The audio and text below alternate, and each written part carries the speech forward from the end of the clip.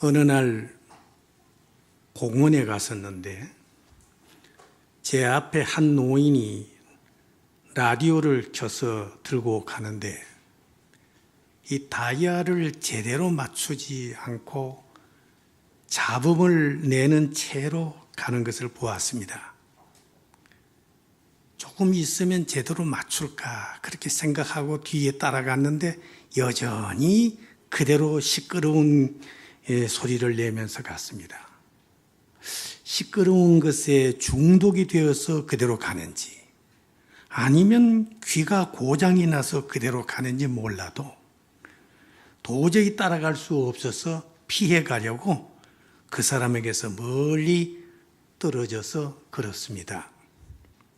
그때 문득 생각난 것이 오늘의 본문이었습니다. 예수님이 베드로에게 3번이나 네가 나를 사랑하느냐고 심각하게 부탁하고 있는데 다 들은 후에 베드로는 요한은 어떻게 되겠느냐고 질문했습니다. 예수님은 요한이 어떻게 되든지 신경 쓰지 말고 너는 나를 따르라고 부탁했습니다. 주님의 마음을 그렇게도 읽지 못하고 있었느냐 그런 생각이 들었습니다. 그 자리는 베드로의 임직식 자리입니다. 예수님은 한 사람이라도 바로 가르쳐서 뒷일을 맡기려는 것이었습니다. 그러면 오늘 이 자리에서 주님은 우리에게 무엇을 물으실까요? 하늘의 방송의 주파수를 바로 맞춥시다. 세상 사람들이 교회에서 나오는 소리를 시끄럽다고 지금 비켜가고 있습니다. 우리의 현 시점은 심각한 때입니다. 주님께 멀리 떨어져 있다면 어떻게 주님의 마음을 알 수 있습니까? 직분자는 주님께 가까이 왔다는 기회가 주어진 것입니다. 그러니 주님의 뜻을 알아야 합니다.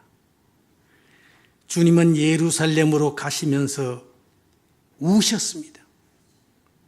제자들은 그 이유를 몰랐습니다. 후에 알았습니다. 여러분들은 지금 알아야 합니다. 교회를 생각하고 울어야 합니다. 울면서 기도해야 합니다.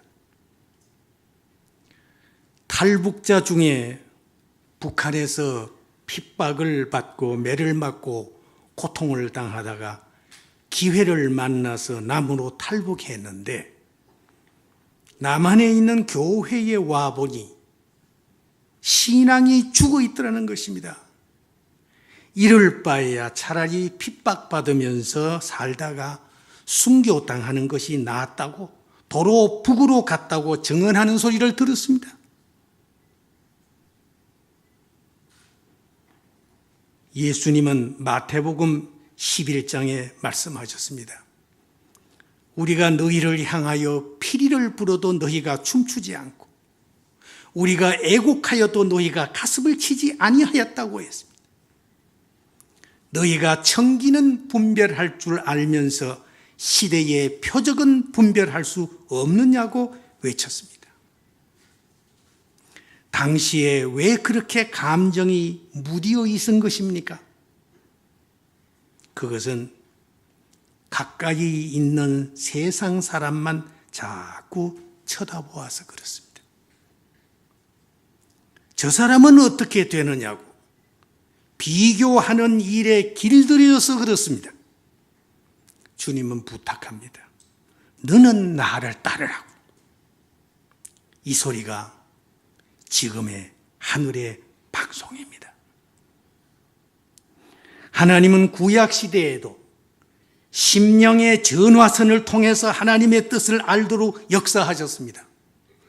사무엘하 24장에는 다윗을 감동시키사, 열왕기하 2장에는 엘리야의 영감이 엘리사 위에, 창세기 20장에는 하나님이 꿈에 또 그에게 이르시되, 열왕기상 4장에는 하나님이 솔로몬에게 지혜와 총명을, 이런 말씀을 다 정리하면 심령의 전화선을 통해서 감동으로, 감격으로, 영감으로, 음성으로, 꿈으로, 지혜로 오는 하늘의 사인을 알고 그대로 행했습니다. 직분자는 분명히 하나님의 사인을 받았을 것입니다. 하나님은 그 사람이 할만하시길래 성도들을 통해 일을 맡기라고 선출해 주셨을 것입니다. 하나님이 맡기시는 방법에는 여러 가지가 있습니다. 예수님이 제자를 택하듯이 직접 부르시기도 했으며, 가룟 유다 대신으로 마띠아를 선출하기도 했으며, 모세가 여호수아를 지명하듯이 위임하기도 했었습니다. 주님의 사인을 알아차립시다. 오늘 임직 받으시는 여러분들, 예수님의 사인을 받은 적이 있습니까? 아마 지금 머리가 복잡할 겁니다. 12해 혈류병자의 경우를 한번 보시면 여러분이 새롭게 깨달을 것입니다. 이 여인이 예수님의 옷자락을 잡았을 때에 자신에게 믿음대로 어떤 변화가 일어난 것을 직감했습니다. 마가복음 5장 30절에 보면 예수께서 그 능력이 자기에게서 나간 줄을 곧 스스로 아시고 라고 기록하고 있습니다. 이 말씀은 우리에게 중요한 진리를 가르쳐주고 있습니다. 주님의 것은 무엇이든지 전달이 되면 주님이 아신다는 사실입니다. 여러분들이 은혜를 받은 적이 있습니까? 그렇다면 주님은 그것이 자기에게서 나간 줄을 아신다는 사실입니다. 왜냐하면 그 은혜는 주님의 것이기 때문입니다. 여러분들이 어떤 종류이든지 축복을 받은 적이 있습니까? 그렇다면 주님이 주신 복입니다.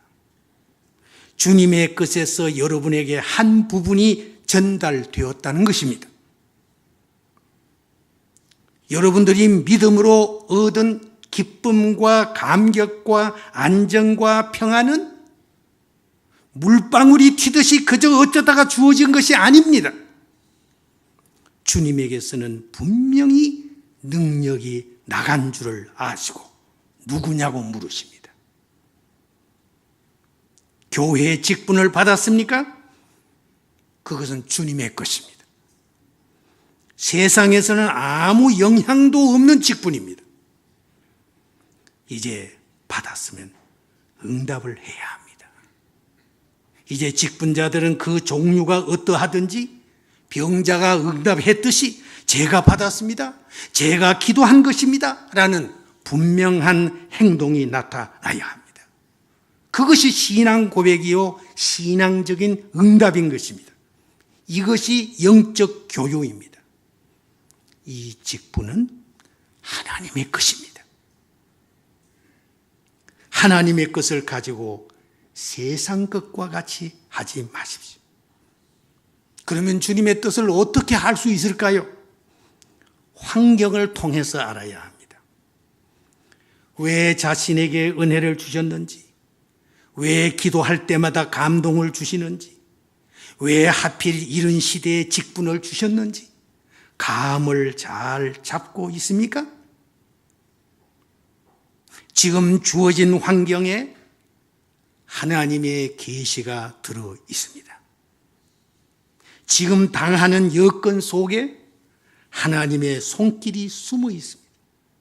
그것을 깨달으십시오. 지금 들려지는 말씀에 자신을 향한 하나님의 소리가 있습니다. 그것을 들으십시오. 그것을 발견하십시오. 또한 주님의 뜻은 감동을 통해서 알아야 합니다. 마음에 감동이 올 때 하나님이 주신 사인인 줄 알아야 합니다. 주위에서 선한 일을 하자고 권고할 때 하나님이 보내신 정갈인 줄 알아야 합니다. 자기가 하면 될 수 있는 일이 주어질 때 예수님이 베드로를 찾아서 갈릴리에 찾아오신 것과 같습니다. 그 다음의 차례는 우리의 반응입니다. 우리의 반응에 따라서 주님의 다음 계획이 주어집니다. 감동을 받았다라는 것은 전환의 기회입니다. 하늘의 바람도 조용할 때는 하나님이 지켜보시고 있는 때입니다. 많은 성도들이 하나님이 자기를 지켜보시고 있는 때에 하나님이 자기를 외면하고 계시는 줄로 착각하는 이가 많습니다. 그러나 잠시 뒤에 보십시오. 하늘의 바람을 느낄 때가 옵니다. 그때는 나를 위해 하나님이 움직이실 때입니다. 나에게 오는 고난, 기쁨, 자극, 감동 등은 하나님이 움직이실 때 일어나는 파장입니다. 믿음의 길에는 주님과의 소통이 있어야 합니다. 우리가 믿음이라고 하는 것은 고무호수와 같아요. 믿음으로 하라고 하는 것은 믿음의 수도꼭지를 열라는 것입니다. 그것을 열면 호수를 통해서 무엇이 흘러나오게 되어 있습니다. 호수가 수원지에 연결되어 있으면 물이 나올 것이고, 호수가 기름통에 연결되어 있으면 기름이 나올 것입니다. 호수가 천국에 연결되어 있으면 천국의 것이 흘러나올 것이 분명합니다. 천국의 것은 하나님이 주시는 것입니다. 하나님이 만드신 것입니다. 하나님이 약속하신 것입니다. 이것을 인간은 기적이라고도 하고 축복이라고도 하고 은혜라고도 합니다. 주님이 교회의 머리라고 했으니 그러면 우리는 교회의 어느 지체가 되어야 합니다. 네가 이 사람들보다 나를 더 사랑하느냐? 보다 더라는 질문을 하신다면 더 잘할 각오를 해야 합니다. 이 직분자, 항존 직분자는 자기 자리를 옮기는 것임을 깨달아야 합니다. 항존 직분을 받기 전에는 수동적인 자세로 교회 봉사를 했으나 항존 직분자가 되면 교회의 관리의 자리에서 생각하고 일하고 계획해야 합니다. 즉, 목회의 자리로 옮겨서 한 부분을 맡는다는 뜻입니다. 그래서 성경에는 선지자, 목사, 교사를 한 묶음으로 기록했습니다. 항존직은 그러한 자리입니다. 자기 자리를 바꾸어서 생각한다는 것이 얼마나 중요한지를 알아야 합니다. 목회라는 것은 교인을 돌보는 일입니다. 그래서 목사를 목회자라고 말합니다. 목사의 종류는 다양합니다. 그러나 교회를 전문으로 하는 목사를 목회자라고 부릅니다. 교회를 돌보는 일의 전문직이라는 뜻입니다. 그러면 교회의 항존 직분자들은 무엇입니까?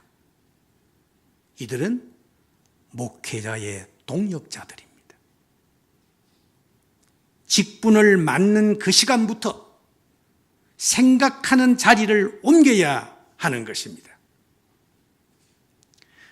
자녀가 부모의 자리에 서서 생각해 보는 일이 참 중요합니다. 그래서 어떤 때는 그렇게 하는 자리에 있지 않는 것을 보고 장성한 자녀가 애를 먹일 때 부모는 말합니다. 너도 부모가 돼서 너 같은 아이 낳아 길러보아라. 그런 말의 뜻이 무엇입니까? 그 자리에 서보지 못했다는 얘기 아닙니까? 젊은 사람이 늙은 사람의 입장을 이해하려고 해야 합니다. 젊은 자녀는 늙은 부모에게 왜 먹을 때 아이들 같이 자꾸 흘리느냐고 핀잔을 줍니다. 부모는 속으로 말합니다. 너도 늙어봐라. 그 자리에 안 가보면 그 입장을 모릅니다. 부부도 마찬가지입니다. 제가 아는 중소기업 회사 사장님이 추석 때 제게 이런 얘기를 합니다. 월급 주는 날이 두렵다라고 했습니다. 돈을 끌어서 대느라고 애를 먹다가 추석날은 아무것도 안 하고 자기들은 들어누워서 잠만 잔다고 그래요. 그러나 직원은 그날이 제일 기쁩니다. 지금 내 눈에 보이는 것, 내 귀에 들리는 소리를 예산일로 생각지 말고 그 속에 하나님의 소리가 포함되었음을 깨닫기 바랍니다. 왜 하필이면 내 눈에 보일까요?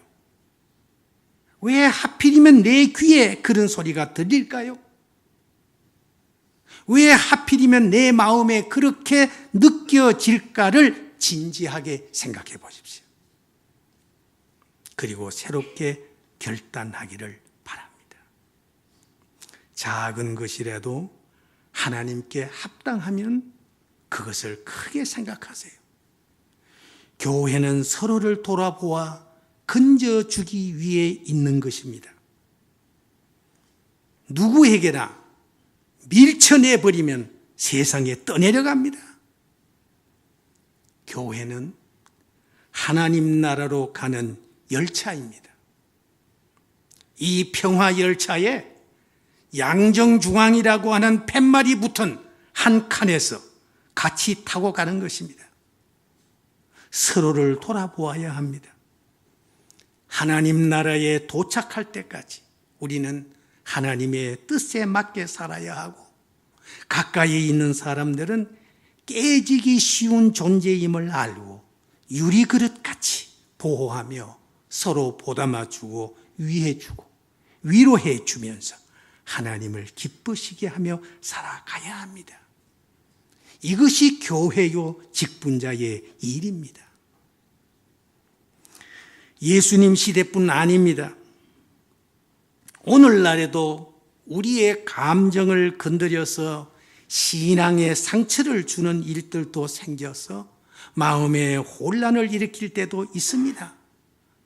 우리가 믿고 신임했던 사람들 중에 기대를 벗어나고 마음을 아프게 하는 이들도 있어서 괴로운 심정을 가질 때도 있습니다. 세상 일에 지쳐서 믿음으로 버티다가 어려워 낙심될 때도 있습니다. 믿음의 길에 걸림돌이 왜 없겠습니까? 성경 말씀 중에 자기에게 거부감 드는 것이 왜 없겠습니까? 교회 생활에 자기의 심정을 아프게 하는 것들이 왜 없겠습니까?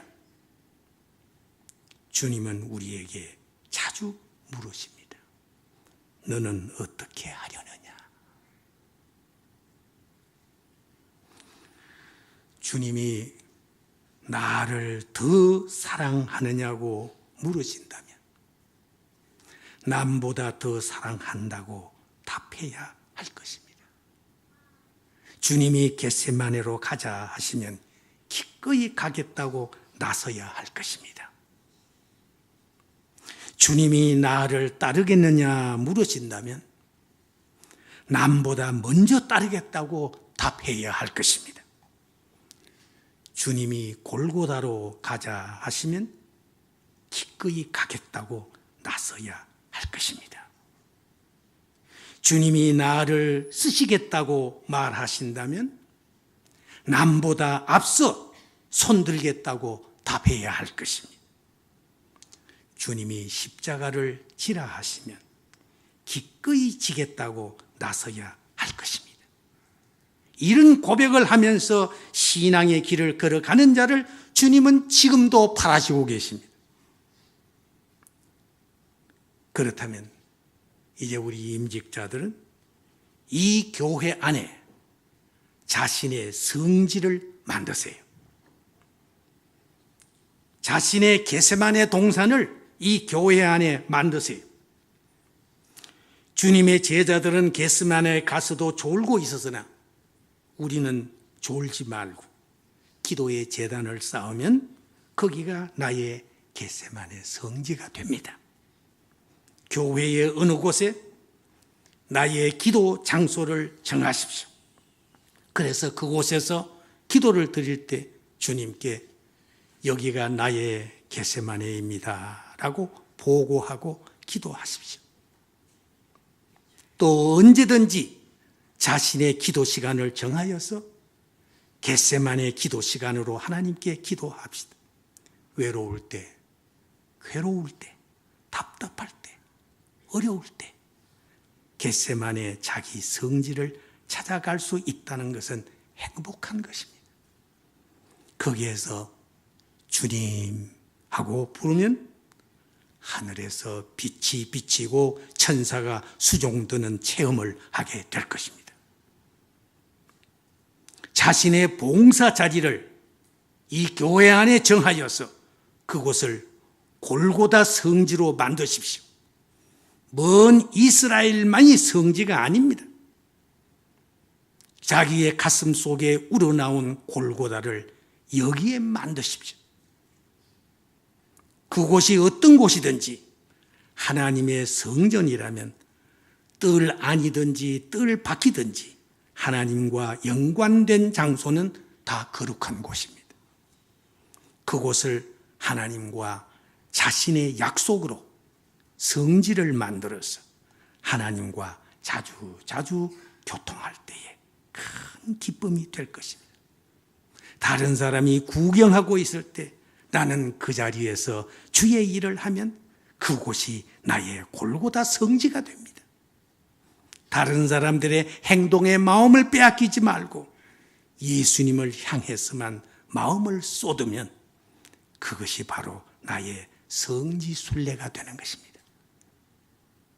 내가 헌신하는 분야를 자신의 십자가의 성지로 만드십시오. 그러면 나에게는 하나님 앞에서의 성지가 됩니다. 그 일이 어떤 종류이든지 그리스도의 영광을 나타내는 일이 된다면 그 일은 십자가의 뜻을 나타내는 일입니다. 늘 그것을 반복함으로 하나님의 사랑을 체험할 수 있습니다. 주님의 숨소리를 느낄 수 있습니다. 십자가가 아주 가까운 데서 느껴질 수 있을 것입니다. 그것이 십자가를 자신의 것으로 만드는 것입니다. 예수님이 이 세상에서 도저히 잊지 못할 곳이 어디라고 생각합니까? 그곳이 바로 겟세마네요, 골고다요, 십자가가 아니겠습니까? 그런데 신자가 그곳을 자기의 자리로 만들어 주님을 생각하며 자기의 성지로 삼을 때 주님께서 얼마나 감동하시겠습니까? 하나님은 예수님을 통하여서 행동으로 자기를 표현하셨습니다.